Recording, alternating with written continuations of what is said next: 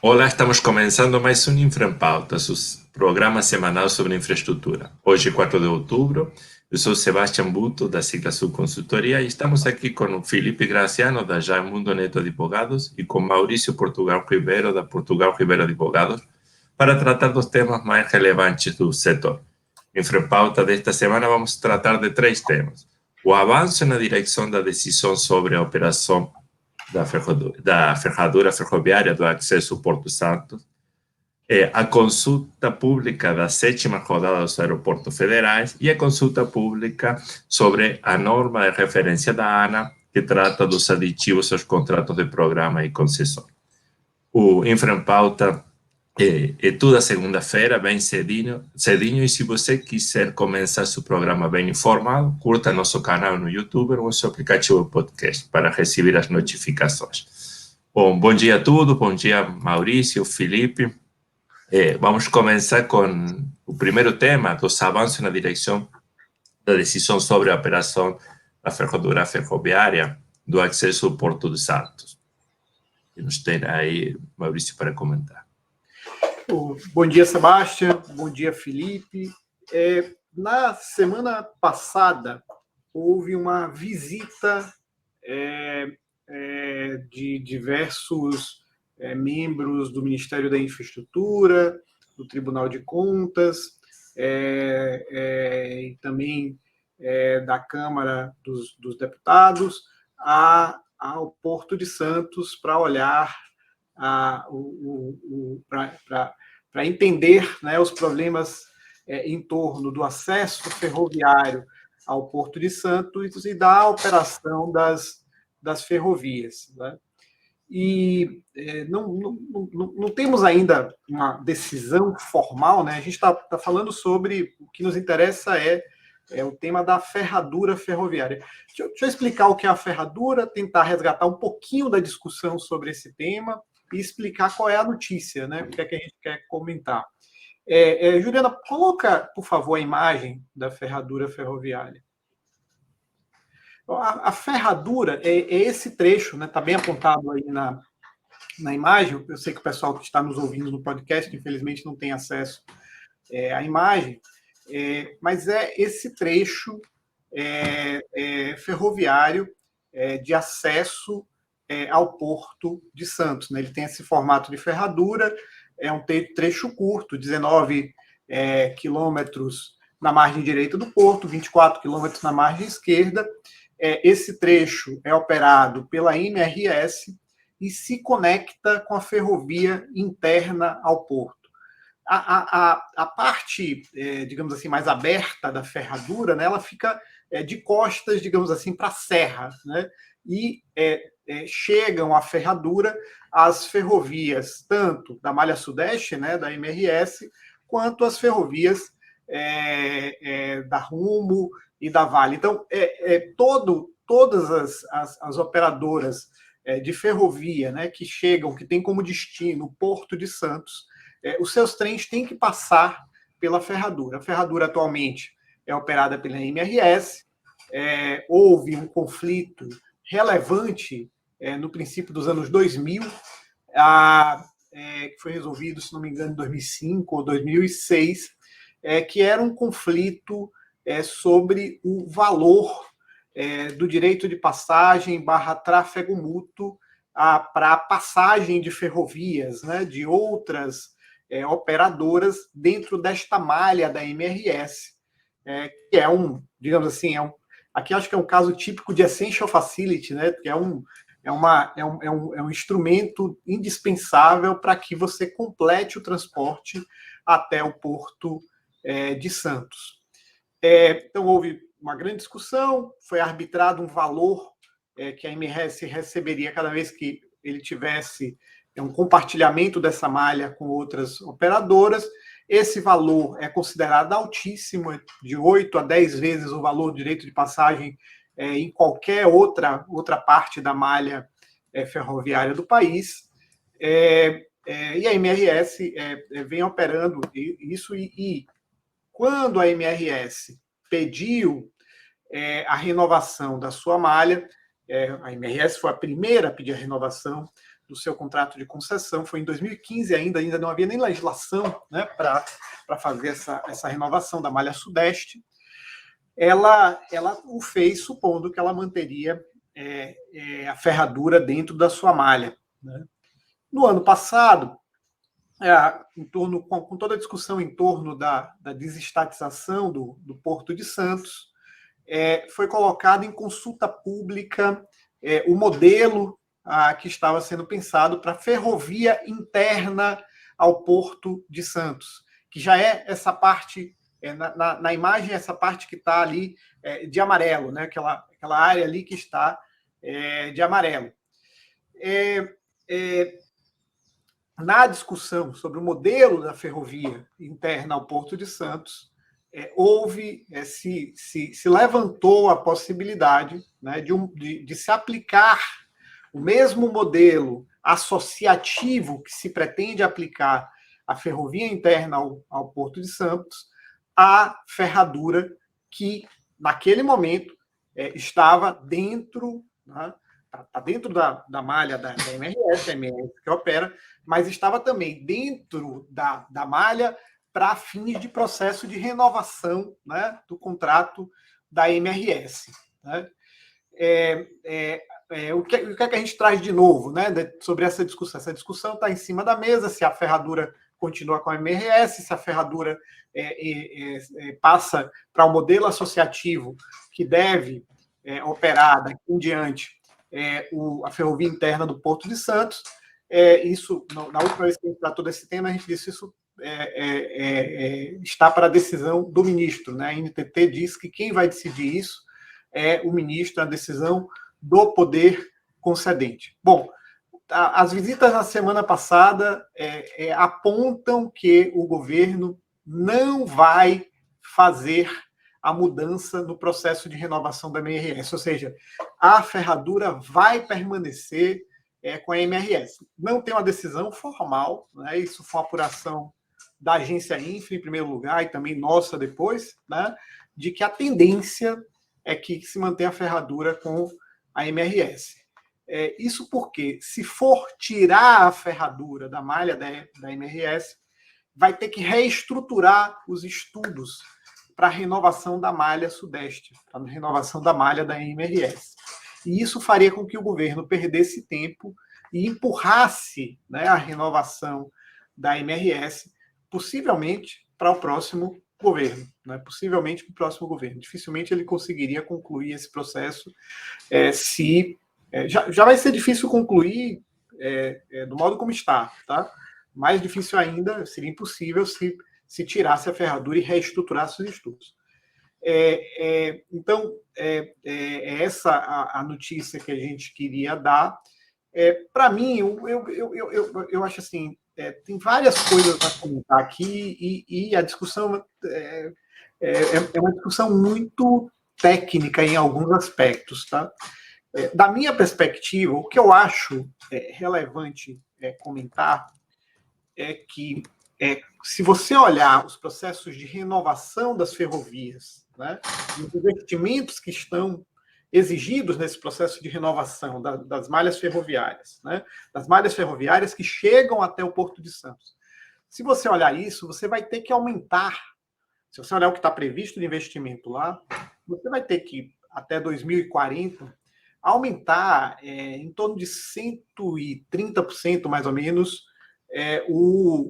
a capacidade, né, da ferradura, né, a capacidade das vias de acesso, né, ao Porto de Santos. Né? Então, você tem várias malhas que vêm lá do Sudeste e do Centro-Oeste que caminham para o Porto de Santos. Né? E então você vai ter se você não aumentar a capacidade do acesso ao Porto de Santos, você vai ter um gargalo ali. Qual estamos falando assim, só para dar uma noção, estamos falando de uma operação que hoje é de em torno de 50 milhões de toneladas ano, e a gente deve ter um aumento de 75 milhões de toneladas ano. Desse aumento, a grande parte desse aumento é carga que vem na malha da Rumo, né? Por outro lado, né, na carga que vem na malha da MRS, desses 75, apenas 5, né, milhões de toneladas ano, apenas um aumento de 5 milhões de toneladas ano vem da malha da MRS. Então, a gente está colocando para operar um trecho que é essencial para que essas ferrovias funcionem, né, para que essas ferrovias de fato cheguem ao porto, na mão de uma operadora que tem um pedaço muito pequeno do aumento total de capacidade que precisa ser feito nessa área. Esse é o comentário que eu tenho para fazer. Quer dizer, a Rumo está fazendo um monte de investimentos na sua malha, né, que vai gerar uma capacidade maior de carga, inclusive está aumentando o tamanho dos trens, né, e precisa de adaptação na ferradura para que funcione, né, esses trens possam funcionar na ferradura. A Rumo está fazendo a maior parte dos investimentos, tá gerando, vai gerar a maior parte da carga, né, sobretudo com grãos, minério, com granéis sólidos, a gente vai deixar a operação da via de acesso ao porto, né, na mão de alguém que não está aumentando tanto a sua carga, né, a carga que... Então, vai ter um que é aquele que vai aumentar, vai gerar o aumento de carga, e outro que vai lidar com o gargalo, né? Essas coisas têm um certo risco, né? Porque o interesse... A Rumo precisa que esse acesso esteja funcionando para o aumento de capacidade que ela vai gerar na sua malha, a MRS que vai ter que fazer dívida, etc., para poder fazer o investimento. Então, tem aqui um jogo difícil, né? Mas, se você olhar a manifestação da Rumo, né, quem veio a público se manifestar foi o diretor regulatório, Guilherme Kuhn. Me parece que também a Rumo não quer enfrentar e não quer criar uma situação aqui de dificultar a renovação da MRS com esse desenho, né? As demandas da Rumo foram muito mais demandas de inserir exigências para que ela garantisse que a MRS vai, de fato, fazer esses investimentos, né? Claramente, a ninguém interessa aqui uma briga, né, entre as empresas que, no final do dia, estão associadas, né, na gestão da ferrovia interna ao Porto de Santos, né? Maurício, eu ia te fazer justamente uma provocação nesse sentido, né? Me parece que a solução tanto poderia passar por uma não inclusão da ferradura na renovação, mas também poderia, a partir de uma regulação mais específica em relação ao compartilhamento da infraestrutura ou ao direito de passagem ali, com regras mais específicas e ajustes, que me parece que é o caminho que a própria Rumo está apontando dentro do que ela entende como requisitos para que esse modelo funcione adequadamente. Acho que é por aí, né? Sim, sim. Para a Rumo, o que é importante é que se crie capacidade, né? E que se faça adequação da ferrovia ao tamanho dos trens que ela vai operar, né? Então, ela tem que ter clareza que a MRS vai fazer esse investimento, que não adianta ela fazer investimento no restante da malha e chegar no porto e não conseguir acessar o porto, né? Você tem uma ineficiência enorme de acesso ao porto. Então, essa é a questão. Mas a impressão que eu fiquei das conversas ao longo desses dias é que as coisas estão acomodadas, ou seja, vai se seguir do modo como está, porque se não se seguisse do modo como está, as modificações teriam que ser enormes. Se você tirar a ferradura da MRS, você teria muitos impactos, né? Tem vários investimentos que estão prometidos pela MRS que têm compromissos políticos, né, do governo já atrelados a esses investimentos, né?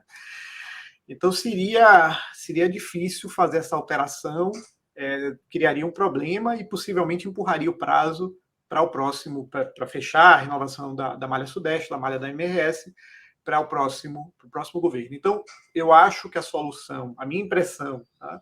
E a gente vai se corrigir se a gente estiver fazendo aqui previsões erradas, né? Mas a minha impressão é que a coisa se decidiu, ainda que formalmente não tenha uma decisão, a coisa se decidiu e, de fato, a ferradura vai ficar dentro da malha da MRS. Né? Então, era essa notícia, era isso que a gente queria comentar. Né? Juliana, pode, por favor, tirar a imagem? Perfeito. E eu devolvo aí a palavra ao Sebastião. Perfeito. Obrigado, Maurício. Bom, então passamos agora para as novidades do setor aeroportuário. Felipe nos conta sobre a consulta pública da 7ª rodada dos aeroportos federais. Exato, Sebastião. Nós já havíamos comentado aqui sobre a recepção pela SAC, pela ANAC, dos estudos que foram feitos no âmbito do PMI. E a notícia agora é que esses estudos foram objeto de discussão interna e foram já formatados e submetidos já na semana passada à consulta pública e audiência pública. A audiência está marcada para o dia 27 de outubro e a consulta se encerra no dia no dia 8 de novembro se encerram as contribuições na consulta pública.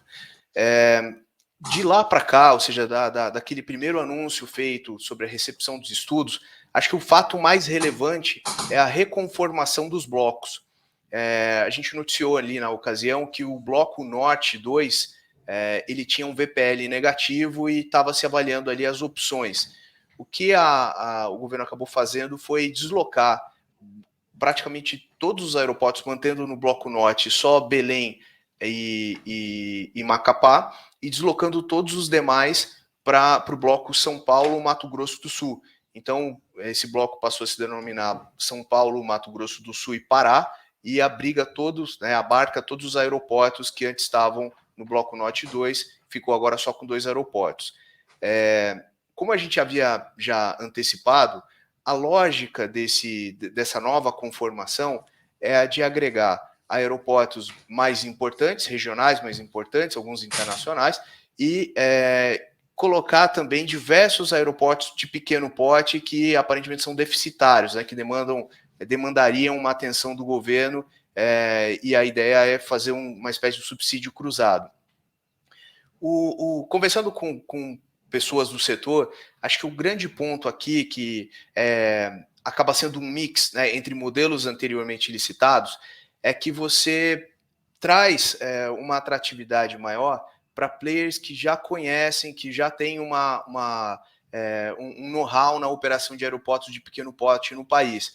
Talvez esse modelo seja interessante nessa perspectiva de garantir ao governo, né, uma solução em bloco para diversos aeroportos que sozinhos não teriam viabilidade, dependeriam do recebimento de alguma outorga para financiar a operação que é deficitária, mas, por outro lado, torna mais difícil, né, torna mais desafiadora, pelo menos, a análise desses diferentes aeroportos. Ouvi também algumas críticas em relação à inclusão de Jacarepaguá e Campo de Marte, que são aeroportos com uma vocação executiva e que talvez pudessem ter uma solução mais vantajosa isoladamente. Eles acabam não contribuindo na lógica do subsídio cruzado, se destrói, de certa forma, valor, pelo menos na visão de algumas pessoas que eu conversei, ao se incluir num contexto de uma operação de aviação regular. Em relação às inovações implementadas, foram muito poucas. A base da estrutura de edital e contrato que foi que está sendo submetida agora à consulta pública, é a da 6ª rodada, com pequenos ajustes muito pontuais, e os principais, os que surgiram a partir da discussão da relicitação de Viracopos e de São Gonçalo do Amarante. Acho que um ponto que merece aqui algum destaque houve a alteração de índices de aferição da qualidade do serviço e, por outro lado, a exclusão do caráter vinculativo do plano de ação. A ANAC, inclusive, justifica essa alteração numa mudança de lógica, ou num reforço da lógica de que se analisa o contrato de concessão a partir de uma lógica de contrato fim, pouco importando os meios. Na lógica da regulação anterior, nas rodadas anteriores, isso já era presente, mas com essa vinculação do plano de ação, muitas vezes surgia a discussão de que se o concessionário adotou todas as medidas do plano de ação previsto, mas não atingiu o resultado, se essa responsabilidade de alguma forma era compartilhada. e agora a ANAC está deixando claro que o plano de ação é simplesmente uma demonstração de que se tem um planejamento para atingir os objetivos, mas que o que importa ao final é o atingimento dos objetivos finais traçados em relação à qualidade do serviço ofertado ao usuário. Agora, com a conclusão da consulta pública, o processo vai ser submetido para análise final do TCU e, eventualmente, com ajustes sugeridos pelo TCU, deve ser colocado em licitação no primeiro semestre do ano que vem. Maurício, você tem algum comentário? A gente tem alguns aspectos que acho que vai ser muito interessante ouvir agora na consulta pública, principalmente em relação a Congonhas e Santos Dumont, né? Eu estou muito curioso, particularmente, como será a consulta pública em relação ao Santos Dumont. Muito recentemente, houve um evento organizado pela Firjan, né, pela Federação das Indústrias do Rio, que colocava um posicionamento muito claro da Firjan em relação à necessidade de se estabelecer determinadas restrições operacionais, né, para o aeroporto Santos Dumont, de modo a viabilizar o Galeão como um hub internacional, né? A gente sabe que o fato da Infraero operar o Santos Dumont sem determinadas restrições regulatórias vinha impedindo o Galeão de se firmar, vinha dificultando ao Galeão se firmar como um hub internacional que pudesse, inclusive, competir nisso com o aeroporto de Guarulhos, né? Então, há uma discussão aqui regulatória importante, né? Tem um lado que é uma discussão de segurança operacional do Santos Dumont, e outra que é uma discussão regulatória, né, de qual é a vocação desses aeroportos e como é que esses aeroportos serão geridos do ponto de vista regulatório, né? Deixar simplesmente que os aeroportos compitam pode ser uma opção, né? Existe fora do país situações semelhantes em que se deixou, mas tem determinadas condições para que isso faça sentido. Eu acho que, Felipe, é um tema que vamos olhar a consulta pública, vamos estudar o que vier na consulta pública, tem muitos aspectos técnicos aqui relevantes, e vamos voltar a comentar isso quando tiver o edital publicado. Mas eu estou especialmente curioso com o que vai acontecer em relação ao Santos Dumont. Uma outra preocupação, Maurício, esses dois aeroportos, Congonhas e Santos Dumont, são os que a gestão da Infraero mais se aproximou de uma gestão privada, na linha de explorar comercialmente os espaços, criar atrativos, e essa exploração intensiva da Infraero gera uma preocupação, pelo menos é a minha percepção em relação ao que eu discuti com algumas pessoas, em relação a como é que esses contratos foram estabelecidos e em que medida eles podem impactar ou criar novas limitações para a futura concessionária. Esse é um aspecto que com certeza se quer olhar muito de perto. Há também uma preocupação, e isso também se aplica mais especialmente a Congonhas e Santos Dumont, em relação à operação intensiva desses aeroportos e que, de alguma forma, gera impactos no seu entorno, nas comunidades, né, nos moradores locais, e esse tipo de tolerância, com certeza, quando você tem um operador público, você comentou isso em relação às restrições operacionais, mas a tolerância ela é muito maior quando o operador é público. Então, entender qual vai ser o limite, qual vai ser o contorno exato numa operação privada, é algo que se quer entender também com bastante cuidado, porque disso depende todo o resto, né? Perfeito. Bom, obrigado, Maurício e Felipe. E agora eu queria comentar sobre a consulta pública que abriu a ANA na semana passada, que bate o dia 17 de outubro e que diz respeito à padronização dos aditivos contratos de concessão e programa do setor de abastecimento de água e esgotamento sanitário para incorporar as metas previstas em um novo marco. Contextualizando a questão, lembramos que a ANA, no mês passado, no mês de setembro, teve uma audiência pública para começar a discutir a questão da padronização dos instrumentos contratuais. o novo marco legal, ele, dentro de todas as mudanças que trouxe para o setor, tem 2 pontos a destacar dentro deste contexto da padronização dos instrumentos contratuais. A primeira foi que a mudança do marco legal deu à ANA a responsabilidade ou a atribuição de definir as normas de referência, e dentro das normas de referência está a padronização dos instrumentos contratuais para a prestação do serviço, e essa padronização dos instrumentos contratuais deve contemplar não só as metas de cobertura, quanto também metas de eficiência, metas de tratamento, matriz de risco, mecanismos para os reequilíbrios econômicos financeiros dos contratos, mecanismos para arbitragem.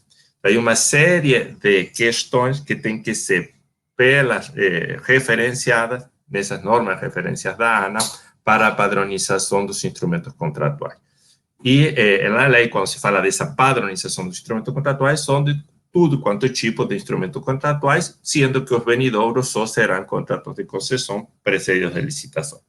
Mas também na lei impõe que os contratos de concessão, e em particular os contratos de programa vigentes, precisam ser aditivados até o 31 de março do ano próximo para a incorporação das metas, que no artigo 11b da Lei 14.026, quais são essas metas? São as metas de cobertura, metas de redução de perda, metas para intermitência no abastecimento e metas para melhoria do tratamento. Então, a ANA se encontrou e observou isso na audiência pública, com que havia interpretações diferentes enquanto aquilo que a ANA deveria editar como norma de referência em relação a esses instrumentos contratuais. Se era só para os aditivos dos contratos que terão que ser assinados até o 31 de março, ou era para todo tipo de contrato que tem uma série de itens, além das próprias metas que estão estabelecidas, como falava no artigo 11b. E então, a ANA coloca agora em consulta pública uma proposta baseada em 3 alternativas. Tá? Numa primeira alternativa, fala, olha, como a agência teria 3 alternativas para tratar da questão. Uma primeira é não editar agora nada em relação aos instrumentos contratuais e ir editando normas sucessivas, normas de referências, que fossem a tratar de todos aqueles temas que deveriam estar dentro da padronização dos instrumentos contratuais. Mas que isso seria uma regulação que iria sendo sequencial ao longo que se fossem tratando as distintas normas de referência. Outra segunda alternativa é só tratar dos aditivos aos contratos de concessão de programa que têm que ser assinados até o 31 de março, que são os que têm maior prêmio e curto prazo. E uma terceira alternativa é um pouco uma mistura das duas anteriores, onde agora se faria a norma de referência dos aditivos de contrato de concessão e do programa para incorporar as metas previstas no artigo 11b, e depois se complementaria com as normas de referência, que no entendimento da ANA seriam só aplicáveis aos contratos de programa. E a ANA, nesta consulta pública, a proposta dela é ir pela alternativa 3, que primeiro fazer a norma de referência dos aditivos contratuais e depois complementar com as normas de referência para os demais temas, que no entendimento dela seriam para os contratos de programa. E nessa proposta, nessa alternativa 3, a ANA traz já na discussão da consulta pública quais seriam os indicadores que deveriam formar parte dos aditivos contratuais que têm que ser assinados até o 31 de março, que são indicadores para as metas de cobertura de água e de esgoto, que basicamente são indicadores que referenciam a quantidade de domicílios atendidos em relação aos domicílios totais, as metas de cobertura, metas de redução de perda, indicadores para metas de intermitência no abastecimento e indicadores para metas de qualidade de tratamento do serviço. Então, a ANA avançou em estabelecer indicadores para esses 4 tipos de metas. As metas de cobertura estão impostas pela lei, ao menos o target que tem que ser atingido até 2033, está a definição das metas intermediárias, E a ANA estabelece os indicadores e indica que os valores dessas metas deverão ser definidos pela agência reguladora conjuntamente com os poderes concedentes dos respectivos municípios. E isso é o que a ANA está colocando na audiência pública. Quais são os comentários, então, que, da minha parte, que cabem a este processo? Então, realmente, na audiência pública, a gente verificou que havia uma interpretação bastante diferente de qual seria o escopo de lo que a ANA deveria referenciar dentro de sua norma de referência para os contratos. Meu entender é que, efetivamente, há que padronizar o que serão os aditivos dos contratos, que isso tem um tempo menor, porque tem que ser assinado se os prazos prevalecem até o 31 de março, mas isso estão condicionando também outro processo que está correndo em paralelo, que é a comprovação da capacidade econômica financeira das prestadoras, que eles têm que entregar os estudos até o 31 de dezembro, e dentro desses estudos tem que estar as minutas dos aditivos dos contratos. Okay? Então, na realidade, se bem a data limite para assinar os aditivos do contrato 31 de março, esses aditivos contratuais já têm que estar definidos para o 31 de dezembro e tem que ter a anuência dos poderes concedentes, porque assim indica o decreto. Então, estamos com um prazo muito curto para a definição daqui. Mas, a meu entender, essa segunda alternativa, ou na realidade, essa segunda fase que a ANA está propondo, que é depois, numa etapa posterior, através das normas de referência, complementar a regulação e, em particular, o contrato de programa, eu entendo que essa segunda fase tem que ser ampliada. Porque, pelo que eu entendi da consulta pública, ela estaria restrita só aos contratos de programa. E quando uno olha a lei, a ANA deve padronizar os instrumentos contratuais, e ali não está restrito aos contratos de programa, sino que seriam também aos contratos de concessão, que serão venidouros.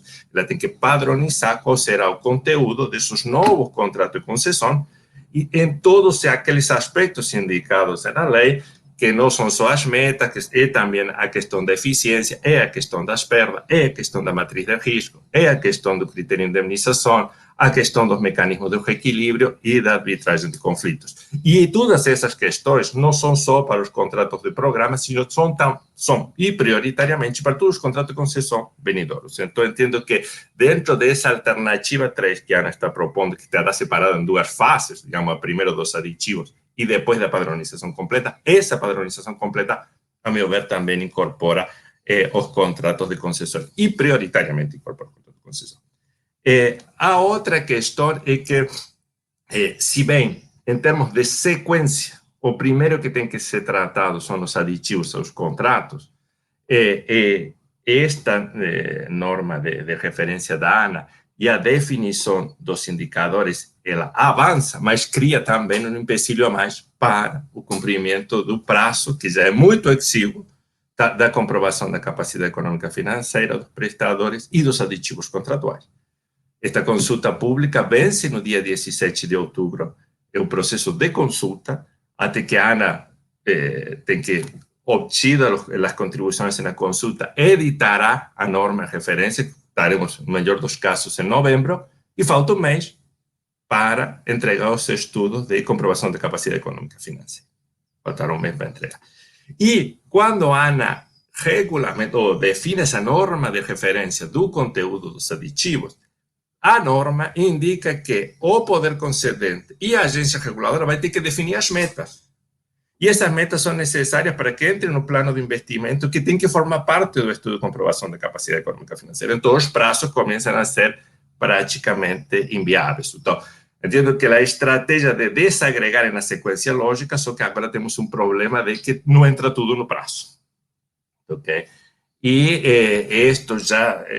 ainda assim, na consulta pública, já tinha desencadeado uma ação da AESB, que é a associação que nuclea todas as companhias estaduais de prestação, que acionaram o Supremo Tribunal Federal através de um mandato de segurança no decreto, solicitando a prorrogação do prazo para o processo de comprovação da capacidade econômica financeira.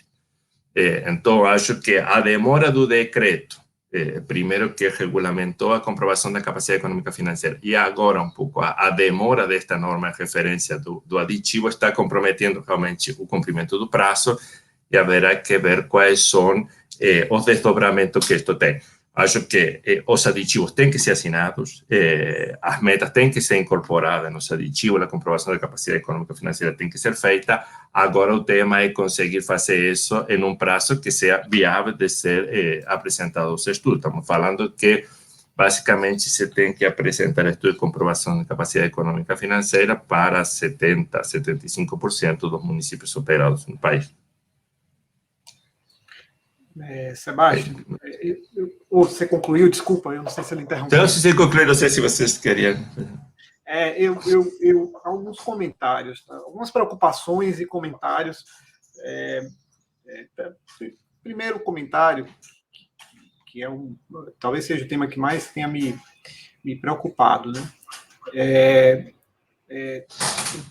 Eu continuo com a impressão de que nas regras da ANA não está clara a diferença muito grande, né, entre o mundo das concessões e o mundo dos contratos de programa. Tá? O mundo das concessões que são necessariamente produto de licitação, né, em todos os setores, também no setor de saneamento, evidentemente, e os contratos de programa que diversas vezes são que desculpa, eu vou falar dessa forma para deixar claro para a nossa audiência, quase que um papel de pão. Não tem... É simplesmente um papel que diz que, em muitos casos, é simplesmente um papel que diz que aquela empresa estatal vai prestar serviço naquela área. São contratos que não têm um fluxo de caixa anexo ao contrato. São contratos que não têm distribuição de riscos. Muitas vezes você tem que ficar inferindo, né? Não tem regra explícita sobre distribuição de risco. Não tem parâmetros para reequilíbrio econômico-financeiro. Não tem metas. Né? Então, são contratos que, se a gente fosse ser rigoroso do ponto de vista jurídico, não cumprem, muitos deles não cumprem a exigência que havia na lei de consórcios de que os contratos de programa cumprissem as exigências mínimas para um contrato de concessão previstas no artigo 23 da Lei 8987. Né? Então, são contratos que deveriam ser, a rigor do ponto de vista jurídico, tá? Nulos, né? ou pelo menos anuláveis, né? Por conta de não cumprir os requisitos mínimos para ser um contrato de programa que é igual, né, em vários aspectos, juridicamente deveria ser semelhante a um contrato de concessão.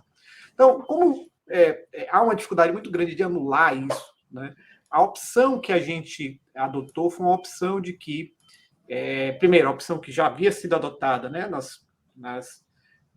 na regulação, que não é nem uma regulação dos contratos de programa, tá? É uma regulação das empresas estatais. Ninguém regula contrato de programa. Na verdade, onde você vê regulação de agência reguladora sobre uma empresa estatal, essa regulação é feita geralmente sem olhar os detalhes desses contratos de programa. A regulação é feita para todo o conjunto de contratos de programa daquela empresa estatal, né? Não à toa, né? Deixa eu dar mais cor nisso, né? As agências reguladoras estabelecem, pela via regulatória, a distribuição de riscos do contrato. A agência reguladora calcula periodicamente qual é a tarifa a ser praticada em relação ao conjunto de contratos. Ela não olha contratos específicos, ela não olha descumprimento de cada contrato, ela não olha os parâmetros que estão em cada contrato, ela olha a empresa estatal como um todo e como se todos aqueles contratos fossem iguais. Né?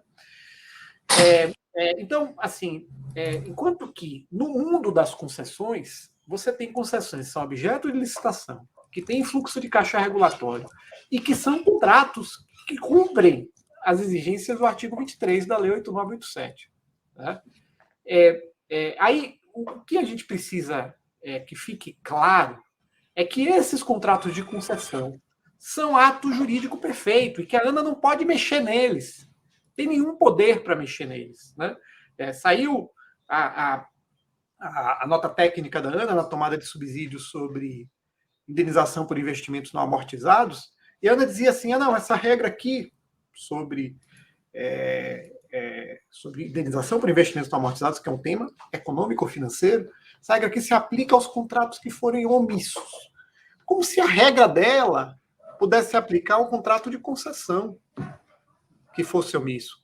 Não pode. Não existe isso.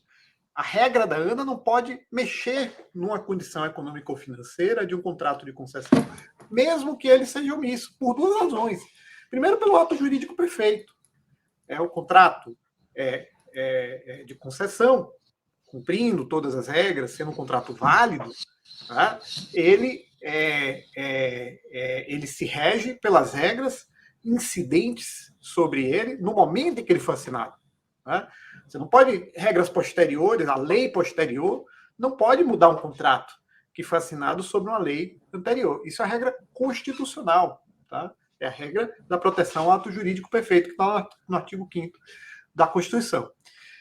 Então, essa é a primeira coisa. A segunda coisa é que também, na nossa lei 8666, há um artigo 58, parágrafo 1º, que diz que o poder público não pode alterar unilateralmente condições econômico-financeiras do contrato.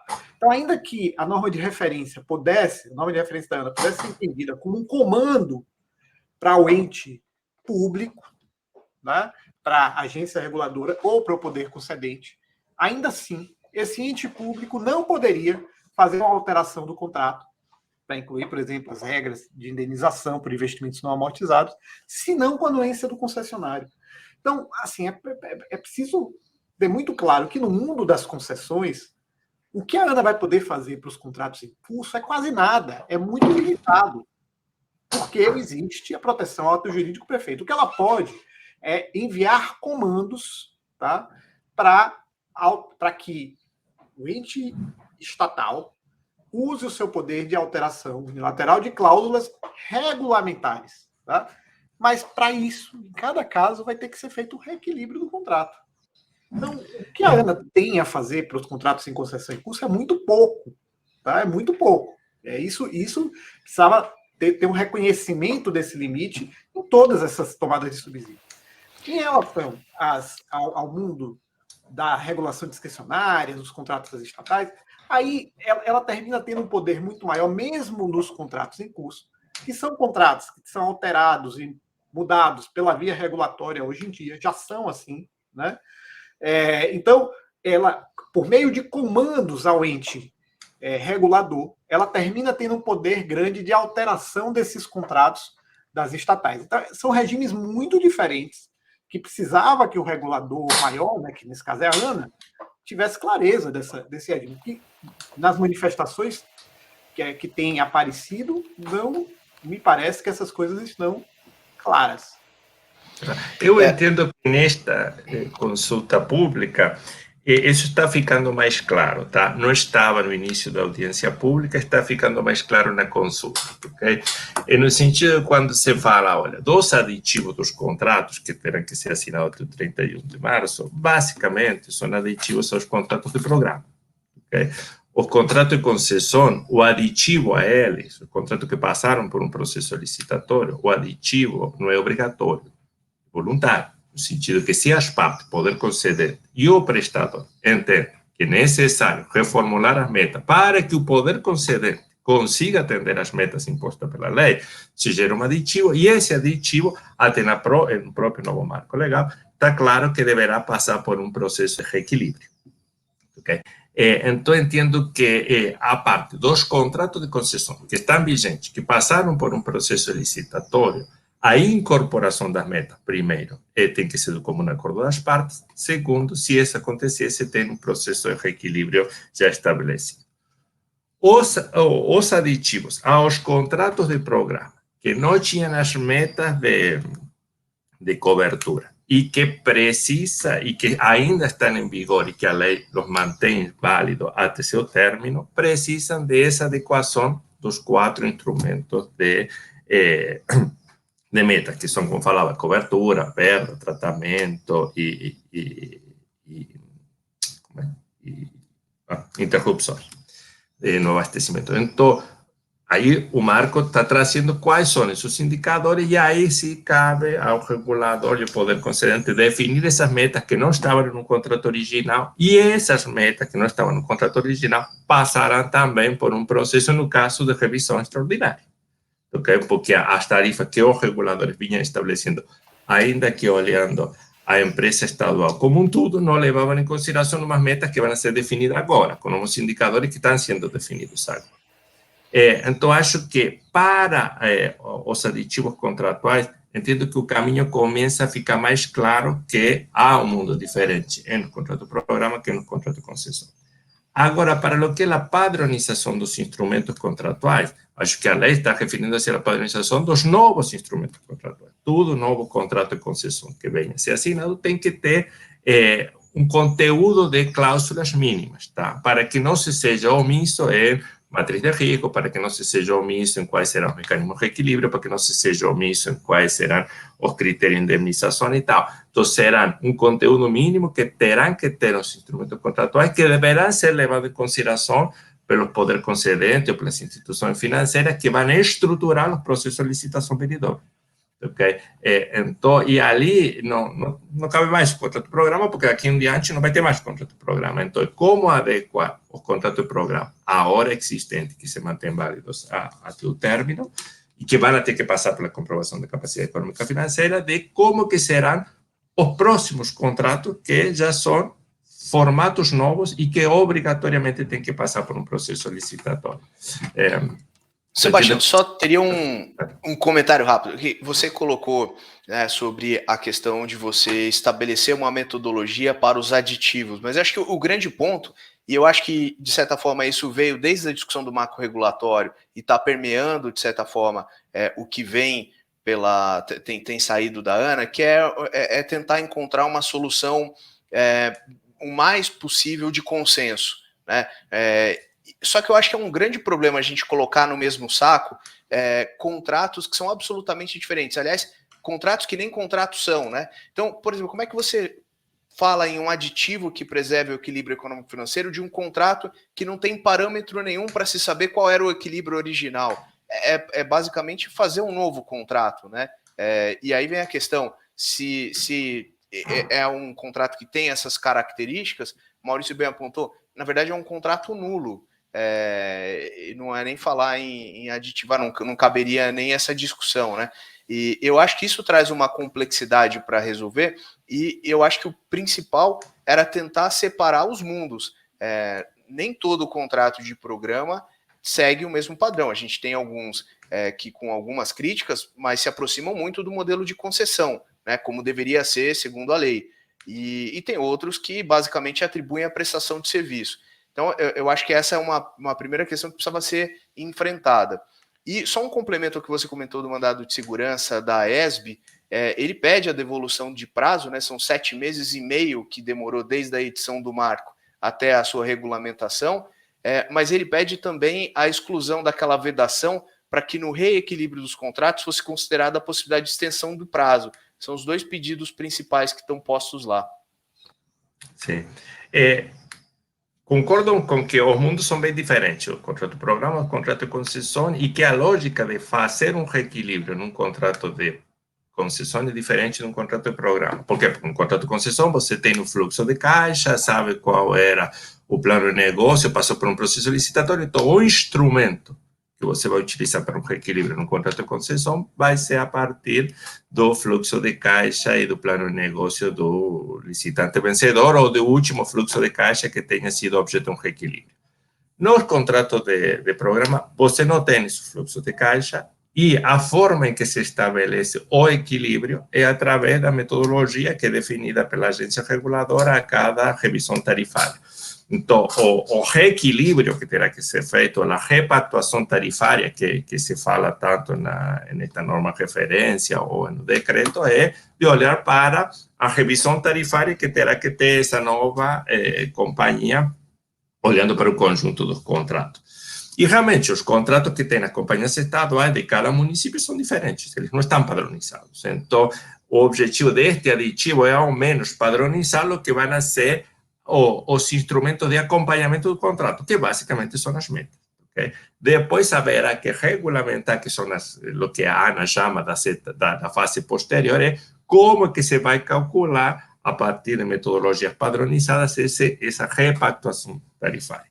Mas o fato é de que os contratos de programa que ainda estão vigentes e que passem pela comprovação da capacidade econômica financeira precisarão ser aditivados para incorporar as metas, e que esse é o objetivo que está trazendo a consulta pública. Eu acho que se terá sim a discussão de qual é o impacto da incorporação dessas metas.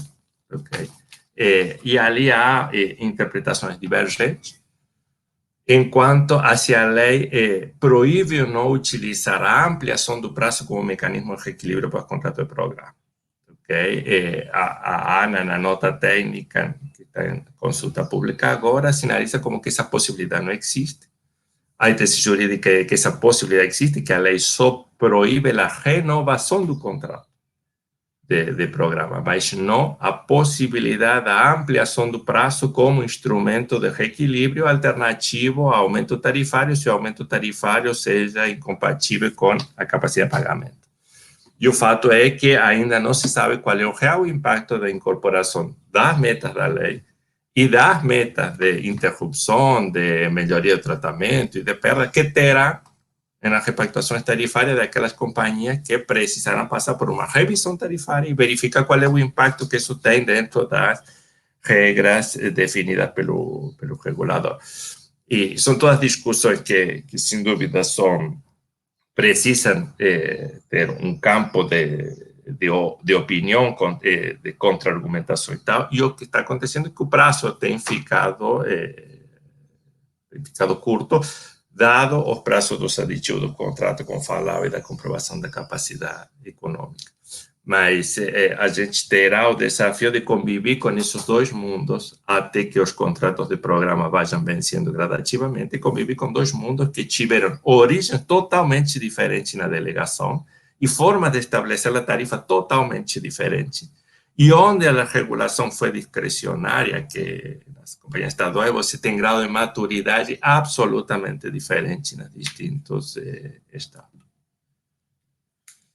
Ok, bom, já estamos chegando a nosso término, a nosso limite do horário. Gostaria de agradecer a todos e esperamos nos encontrar na próxima semana. Boa semana para todos.